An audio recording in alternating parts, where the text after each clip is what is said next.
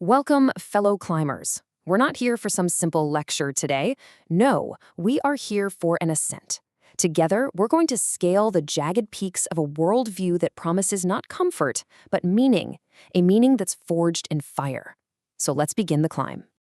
Okay, right from the very start, we're faced with a choice. It's this fundamental fork in the road of existence. On one side, you've got the last man. He's living in his sterile granaries, perfectly content with his common comfort, but deep down, he's absolutely starved of intensity. And on the other side, well, that's the heroic climber. This is someone who chooses the jagged rocks and the dangerous precipice. They're developing not just muscles, but lungs for the eternal.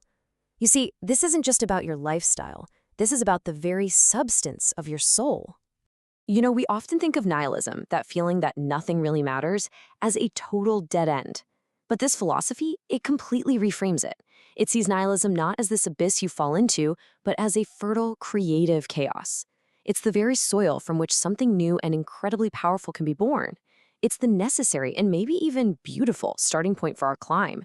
So, let's talk about the terrain we're all starting from, what's called the hollow existence. This is the world after the death of God, where all the old values have kind of crumbled, leaving us in those sterile granaries we just talked about. So where does this modern hollowness come from? Well, this worldview argues it's from an over-reliance on what's called Socratic rationalism, this belief that pure logic and neat reason can solve absolutely everything. But that way of thinking, it sanitizes reality. It slanders the messy, mythic truth of being because it tries to smooth over all the terrifying, the chaotic, and the beautiful parts of life that just can't be put into a neat little box. Our climb, then, is a total rejection of that sterile logic.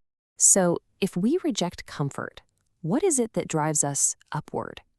This, right here, is the core engine of our ascent, the will to climb. It's all about forging what the Source calls a dithyrambic yes. Now, a dithyramb was an ancient, wild, ecstatic song sung to Dionysus, the god of wine and chaos. So this isn't just saying yes to life. It's an ecstatic, celebratory, wholehearted affirmation of life in its entirety. And this brings us right to the central concept, the Dionysian worldview. It's presented as the ultimate cure for that feeling of nihilism. Now, it's not about ignoring pain or pretending the past didn't happen. No, it's an active process of transforming the bitterness, all the suffering, into a vibrant canvas for your creative energy, for your will to power.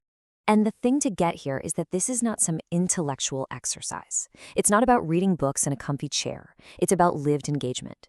You have to write your story with the blood of experience. True spiritual health, a great health, is only earned through direct, raw, and often painful contact with life itself. Now, this difficult climb, it creates a new kind of hierarchy, not one of wealth or status, but of the spirit. And this rank isn't determined in an office or on social media. It's measured right there on that dangerous precipice based on how much truth a person can actually endure. So this leads us to the key question, right? What is that defining quality? What truly, fundamentally separates the one who climbs from the one who stays behind in that comfortable crowd? And here is the answer: amor fati. It's a Latin phrase that means love of one's fate. But this is so much more than passive acceptance. It is the active, powerful ability to affirm everything, even the terrifying savagery of existence. It's not just about enduring your fate, but loving it, willing it to be, exactly as it is. This is how you learn to dance with the eater, that destructive, chaotic aspect of reality, instead of just running from it. You could almost call this the alchemy of the soul, a four-step process for forging that higher spirit. First, you face the abyss. You don't run from it. Then, you integrate the savage, untamed parts of life and of yourself. Next, you consciously affirm the terror. You say yes to all of it. And through that incredible process, you finally transform your own shadow, that dark part of yourself, into a profound source of strength. And now we reach the peak of our ascent. After all the struggle, after the affirmation, comes this profound transformation. It's a metamorphosis into the highest state of being, the child. I mean, what a powerful image. The child isn't being pushed or pulled by guilt or regrets or any external forces. It is a self-propelling force. It's a wheel rolling out of its own center. It acts from its own internal creative drive.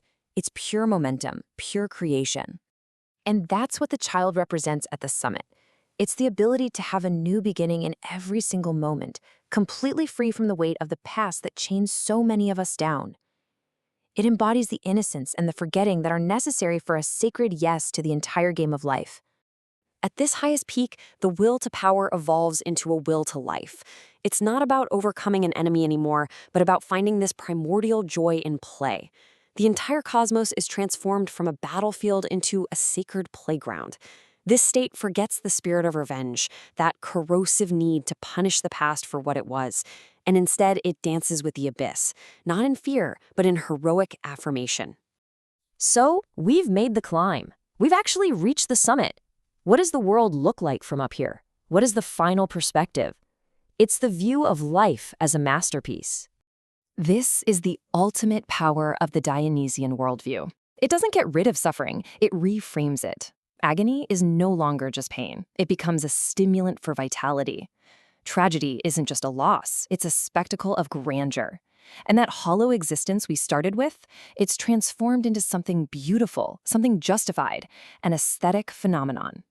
Look, if you're looking for some logical or moral justification for all the suffering in the world, this philosophy says you're never going to find one. But if you can learn to see life as a work of art, terrible, beautiful, dramatic, sublime, then and only then does it find its ultimate justification.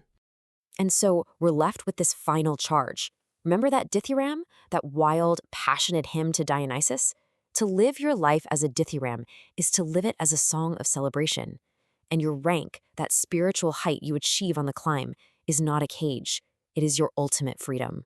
And so we end by turning this entire philosophical ascent back to you. The map has been laid out. The path has been described. But now the question is yours, and only yours, to answer.